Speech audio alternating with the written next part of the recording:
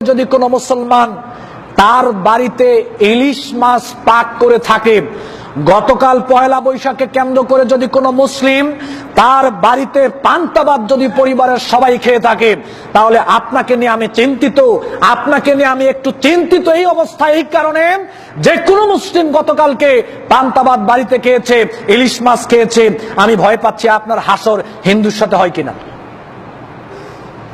আমি আপনাকে নিয়ে চিন্তিত, আপনার হাসরটা পরকালে হিন্দুদের সাথে হয় কিনা। কেন?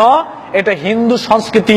আমি চিন্তিত যে পরকালে আপনি হিন্দুর সাথে থাকবেন কিনা, পরকালে হিন্দুদের সাথে আপনার হাসর হয় কিনা, এটা নিয়ে আমি ভয় পাচ্ছি। গতকালকে পয়লা বৈশাখকে কেন্দ্র করে যেই স্বামী ওনার স্ত্রীকে পয়লা বৈশাখের কাপড় কিনে, হলুদ শাড়ি কিনে দিয়েছে, লাল শাড়ি কিনে দিয়েছে, তারপরে ওই লাল গামছা কিনেছে, পয়লা বৈশাখকে কেন্দ্র করে পয়লা বৈশাখের জামা যেই বাপ সন্তানকে ক্রয় করে দিয়েছে, পয়লা বৈশাখের জামা যেই বাপ ছেলেকে ক্রয় করে দিয়েছে, স্ত্রীকে ক্রয় করে দিয়েছে, আমি চিন্তিত আপনি হিন্দুদের অন্তর্ভুক্ত হয়ে গেলেন কিনা। আমি চিন্তিত।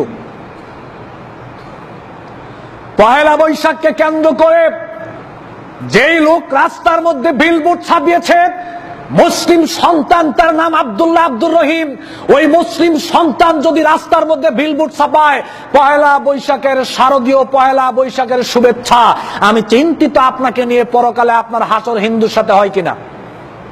কোন মুসলিম ছেলে কোনদিন পয়লা বৈশাখের শুভেচ্ছা জানাতে পারে? অসম্ভব। পয়লা বৈশাখ যারা পালন করেছেন গতকাল, অথচ আপনি আজকে জুমার সালাতের মুসল্লি। পয়লা বৈশাখ গতকালকে যারা পালন করেছেন, অথচ আজকে আপনি মুসলিম, ওই সালাতের আপনি মুসল্লি। আমি আপনাকে নিয়ে ভয় পাচ্ছি আপনার হাসর পরকালে হিন্দুদের সাথে হয় কিনা।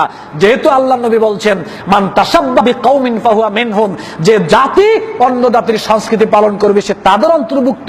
আল মারউ মা মান আহাব্বা, যে যাকে ভালোবাসবে, যার সংস্কৃতিকে যে ভালোবাসবে, তার হাসর তার সাথে হবে। বিপদে পড়ে গেছেন যারা গতকালকে পয়লা বৈশাখ পালন করেছেন। আজই আপনাকে তওবা করতে হবে। আমি সারা পৃথিবীতে যত মুসলিম যুবক রয়েছে, যত মুসলিম মা বোন রয়েছে, যত মুসলমান গতকালকে পয়লা বৈশাখ পালন করেছেন, সবার প্রতি আমি উদাত্ত আহ্বান রাখছি, আজকে আপনি তওবা করেন আল্লাহর কাছে যে আল্লাহ, গতকালকে যেই পাপ কাজ করে ফেলেছি, এই পাপ কাজ মৃত্যুর আগ পর্যন্ত আর করব না, বুঝতে পেরেছি। আল্লাহ আপনি আমাকে ক্ষমা করে দেন। আল্লাহ আপনাকে ক্ষমা করবে অবশ্যই, ইনশাআল্লাহ। আপনি আল্লাহর কাছে ক্ষমা চান।